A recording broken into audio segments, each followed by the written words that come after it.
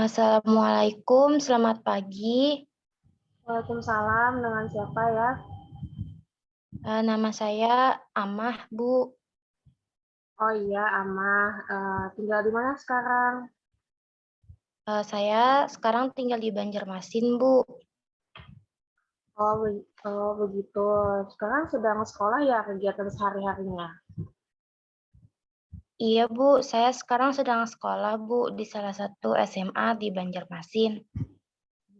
Baiklah, setelah tadi sedikit berbicara tentang Amah, mungkin ada sesuatu yang ingin diceritakan, Amah? Iya, ada, Bu. Eh, saya sedang ada masalah, tapi saya mungkin cuma bisa ada waktu sekitar 30 menit, soalnya nanti saya akan ada kesibukan lagi, Bu. Oh, oke, baiklah kalau begitu. Ya sudah, kita manfaatkan ya waktu selama 30 menit ini dengan sebaik-baiknya. Tapi sebelumnya biar tahu nih bahwa dalam proses konseling ini saya sangat menghormati yang namanya kode etik. Sehingga asas kerahasiaan sangat saya jaga. Jadi, Ama jangan cemas masalah privasi dan keterbukaan Ama dalam penyampaian pernyataan akan membantu berjalannya proses konseling ini dengan baik. Apakah sudah bisa dipahami? Baik, Bu. Kalau sudah paham, coba sekarang Amah ceritakan apa yang menjadi masalah Amah. Hmm, Ya sudah, coba tarik nafas dulu nih, terus keluarkan secara perlahan biar Amah tuh rileks gitu. Baiklah. Gimana Amah, apakah sudah lega? Saya juga sering melakukan hal itu kok kalau sedang gugup gitu. Lumayan lega sih, Bu. Baik, jangan takut ya, anggap saja saya ini sebagai teman sendiri atau saudara sendiri. Oh iya, sebelumnya apakah Amah pernah melakukan konseling? Hmm, pernah, pernah, Bu. Oh iya, tahu tidak apa itu konseling Amah? Teman saya kalau saya konsultasi dengan Ibu, semua masalah bisa terselesaikan, Bu. Baiklah, sebelum kita masuk ke dalam proses konseling, saya akan menjelaskan sedikit nih bahwa dalam proses konseling ini kita akan bersama-sama mendiskusikan masalah apa yang sedang Amah alami. Sehingga kita bisa menemukan mana yang baiknya untuk kamu dalam menghadapi masalah ini. Agar apa yang kita inginkan dalam proses konseling ini dapat tercapai dengan baik. Saya mau supaya kamu bisa terbuka dalam menceritakan masalah kamu. Kamu tidak perlu takut untuk saya membeberkan kepada orang lain apa yang kamu ceritakan nantinya, karena sudah tugas saya sebagai seorang konselor untuk membantu kamu dalam menjaga rahasia kamu nantinya. Konseling itu membantu individu dalam menyelesaikan masalahnya. Ketika Amah punya masalah, saya sebagai konselor membantu Amah untuk mencapai masalah yang ingin diselesaikan. Jadi, Amah di sini jangan takut untuk mengungkapkan semua unek-unek kepada saya. Saya usahakan pasti bisa menjaga semua rahasia kamu terkait dengan masalah kamu. Percaya sama saya.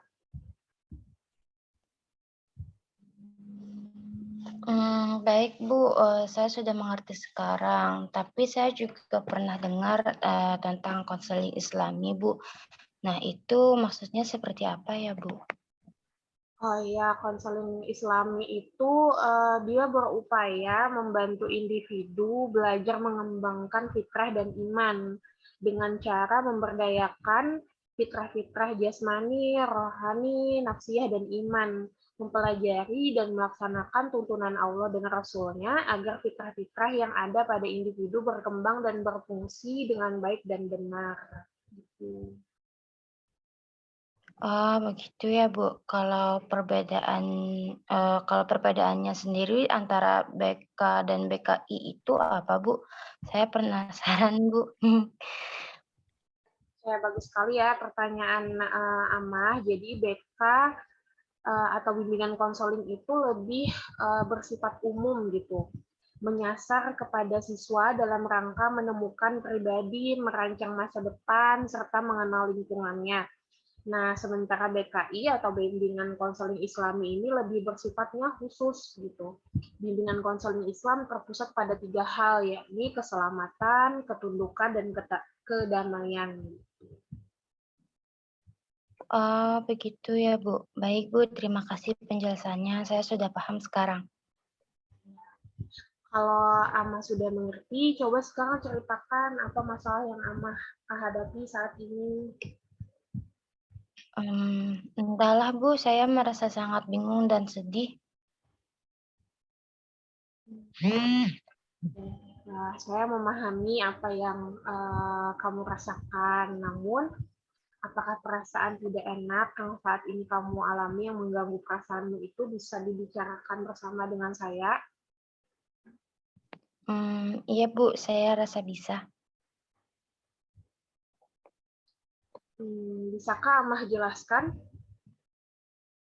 Iya, Bu, dengan senang hati saya akan menceritakannya. Kalau begitu, saya ingin mendengarkan sejauh mana perasaan tidak enak yang mengganggu Amah. Di sini Amah bisa bercerita tentang semua yang dirasakan, karena semuanya akan dijaga kerahasiaannya. Jadi, kamu bisa bercerita dengan leluasa dan tenang ya kepada saya. Begi Begini, Bu, saya masih bingung mengenai cita-cita atau rencana karir yang saya cita-citakan ini masih, berubah-ubah, Bu, setelah lulus SMA. Hmm. Lalu bagaimana? Iya, Bu, saya masih bingung karena saya belum bisa menentukan tentang karir, saya ke depannya. Di satu sisi saya ingin bekerja untuk membantu perekonomian keluarga. Di satu sisi lagi, orang tua saya menyuruh saya untuk melanjutkan pendidikan ke perguruan tinggi, Bu. Hmm. Oke, baiklah. Kalau bisa saya tahu nih, apa yang menyebabkan kamu tuh ingin bekerja aja gitu, tidak mau melanjutkan kuliah seperti keinginan orang tua kamu gitu? Jadi saya tertarik untuk bekerja karena saya tidak ingin, membebani orang tua saya lagi, Bu, dan inilah salah satu alasan yang membuat saya untuk, tertarik memilih bekerja ketimbang kuliah, Bu. Dengan cara seperti ini, atau bekerja, saya bisa mencari uang sendiri, tidak menerima lagi semua dari orang tua saya. Oke, saya mengerti apa yang Amah alami saat ini. Jangan sampai nanti kamu salah mengambil sebuah keputusan gitu. Apalagi sekarang untuk bekerja yang paling dicari itu jasa sarjana ketimbang SMA. Tapi kamu harus bisa memberikan penjelasan kepada orang tua kamu bahwa saya tidak ada minat sama sekali untuk berkuliah gitu. Bilangnya bagaimana saya akan menjalani ke depannya nanti karena segala sesuatu itu dapat dijalani dengan baik dan itu semua berawal dari adanya kemauan yang berasal dari diri sendiri. Nah, tanpa ada paksaan dari siapapun, jadi jika saya mengikuti kemauan orang tua, kemudian saya tidak mampu dalam menjalaninya, maka itu semua hanya percuma dan sia-sia gitu. Apa yang kamu inginkan dan apa yang orang tua juga inginkan tidak akan pernah tercapai dengan baik gitu. Kamu pasti bisa menjelaskan kepada orang tua kamu kenapa kamu lebih memilih bekerja dan itu semua ada tujuan tertentunya buat kamu dan juga keluarga kamu gitu. Menjelaskan.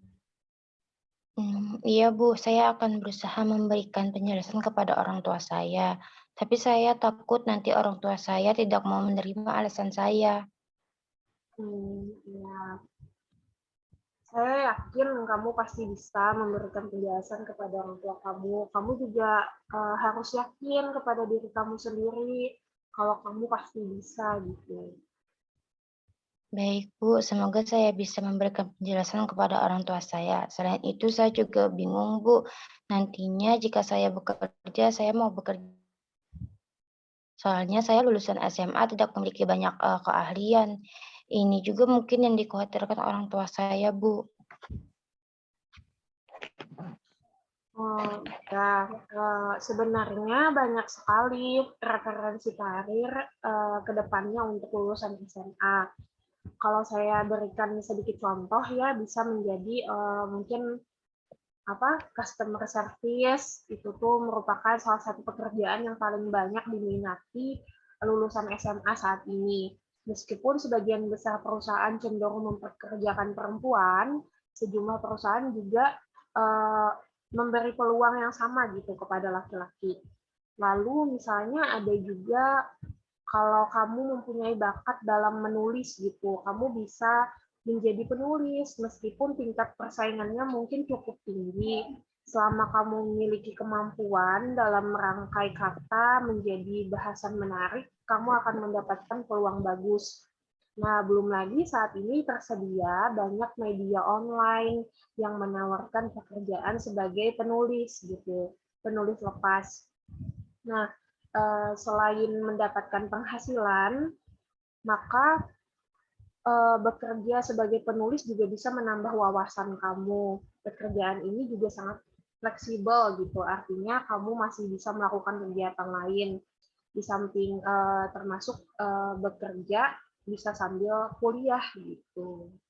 Nah, mungkin ada juga selain itu contoh pekerjaan lainnya yang cocok untuk lulusan SMA adalah dalam bidang input data gitu. Nah, tugasnya memang sederhana saja, yakni menginput data ke dalam sistem perusahaan. Meskipun terlihat mudah, ketelitian dan kesabaran yang tinggi. Pasalnya, kesalahan kecil berdampak besar pada data yang telah kamu input sebelumnya. Nah, mungkin itu sedikit referensi karir ke depannya untuk kamu gitu, supaya dapat sedikit pencerahan mungkin ke depannya. Baik, Bu, sedikit banyak saya sudah terbayang tentang pilihan pekerjaan yang akan saya pilih nantinya. Sekarang tinggal bagaimana saya meminta izin saja kepada orang tua saya, Bu, bahwa setelah lulus nanti saya ingin lanjut bekerja saja.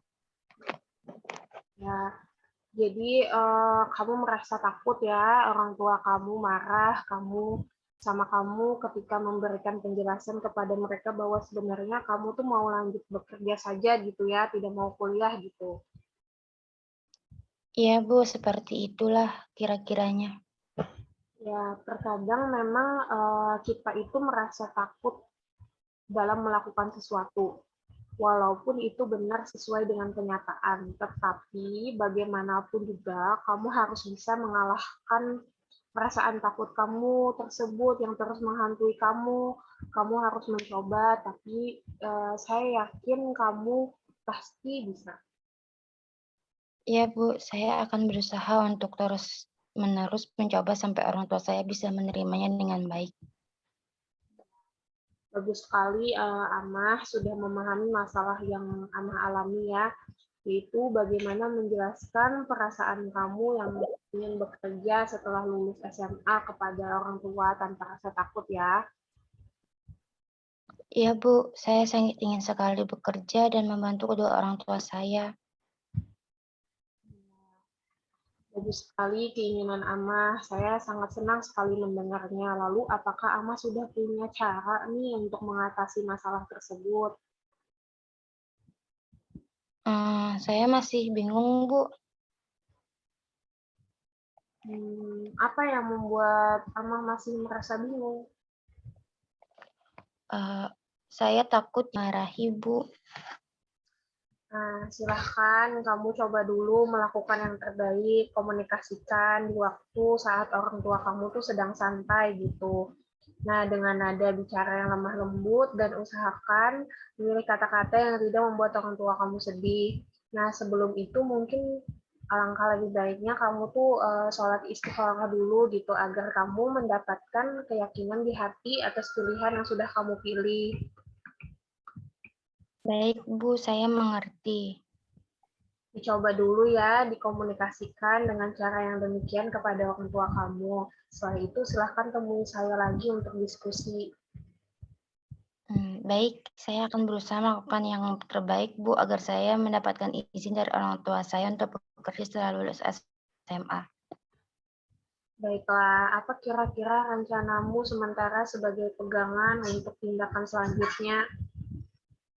Pertama, mungkin saya akan sholat istikharah dulu agar saya mendapatkan keyakinan di hati atas pilihan yang sudah saya pilih. Kedua, komunikasikan di waktu saat orang tua sedang santai.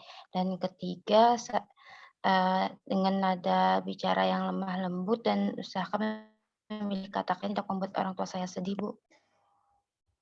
Ya, bagus sekali, Ama. Kamu sudah tahu apa yang harus dilakukan ya. Sebelum pembicaraan ini kita tutup, bagaimana perasaanmu setelah kita berdiskusi? Atau apakah kesimpulan yang dapat kamu ambil? Saya sudah merasa nyaman, tenang, dan bahkan saya memiliki keberanian untuk memberikan penjelasan kepada orang tua saya nanti, Bu. Baiklah, setelah melakukan konseling tadi, jadi kesimpulannya adalah kamu sholat istikharah dulu nih, agar kamu mendapatkan keyakinan di hati atas pilihan yang sudah kamu pilih. Lalu komunikasikan di waktu saat orang tua kamu sedang santai, jadi tidak terlalu tegang gitu pembicaraannya. Dengan nada bicara yang lemah lembut dan usahakan memilih kata-kata yang tidak membuat orang tua kamu sedih. Nah, eh, apakah kamu yakin bisa melakukan itu? Iya, Bu, saya yakin. Apakah masih ada yang ingin disampaikan, Ama? Hmm, saya kira tidak, Bu. Saya rasa saya sudah cukup. Nah, baiklah. Semoga pertemuan kita hari ini dapat bermanfaat ya. Lain kali jika kamu ada waktu dan ada yang mau diceritakan sama saya atau mau melakukan konseling, silahkan saja hubungi saya lagi. Baik, Bu. Tanya, Bu.